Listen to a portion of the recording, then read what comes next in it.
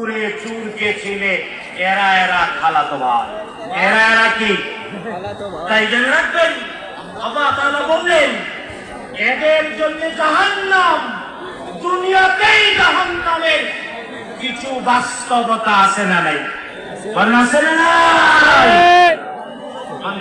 তাই ওই তৃতীয় প্রকার মুনাফিকদের থেকে সাবধান হতে রাজি আছে? রাজি আছে? এবার আল্লাহ তাআলা চতুর্থ আরেক প্রকার মানুষের কথা বললেন। কারণ ওই ডাকাত, ওই চোর, ওই মুনাফিক, ওই সন্ত্রাসী এবং ওই খুনের রাজাদেরকে পৃথিবী থেকে জাহান্নামে পাঠানোর জন্য সরকার একদল জান কুরবানি করে দেয় এমন মানুষ।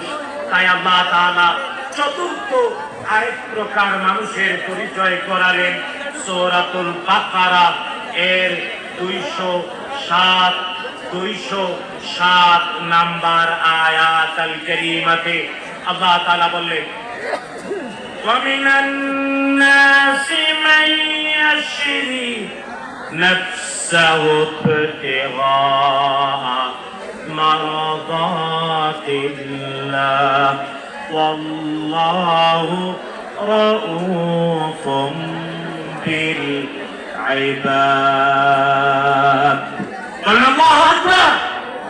রব্বুল আলামিন বললেন وَمِنَ النَّاسِ আরেক দল মানুষ আছে মাইয়াশি নাফসাহু, যে তার জীবনটা বিলিয়ে দেয়, জীবনটা বিকিয়ে দেয় ইবতিগা মারদাতিল্লাহ, আল্লাহ তাআলার সন্তুষ্টি কামনায়, আল্লাহকে রাজি খুশি করানোর জন্য, কিছু পাওয়ার জন্য না, আল্লাহরে খুশি করার জন্য জীবনটা আল্লাহর জন্য দিয়ে দেয়।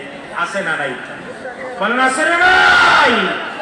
24 তাই এমন জীবন আল্লাহর জন্য কিছু যুবক দিয়ে দিয়েছে বলে টাকা পালিয়ে গিয়েছে, ঠিক না? আর যারা জীবন আল্লাহর জন্য একেবারে উজাড় করে দিয়ে দিয়েছে তাদের সরদারের নাম, ওদের নেতার নাম আবু সাঈদ। ভুলে গেছেন? ভুললে চলবে না। ওদের কথাই কোরআনে আল্লাহ বলেছেন আবু সাঈদরা পৃথিবীতে জন্মায় বলেই ডাকাতরা পৃথিবীতে থাকতে পারে না। তাই পৃথিবী আমাদের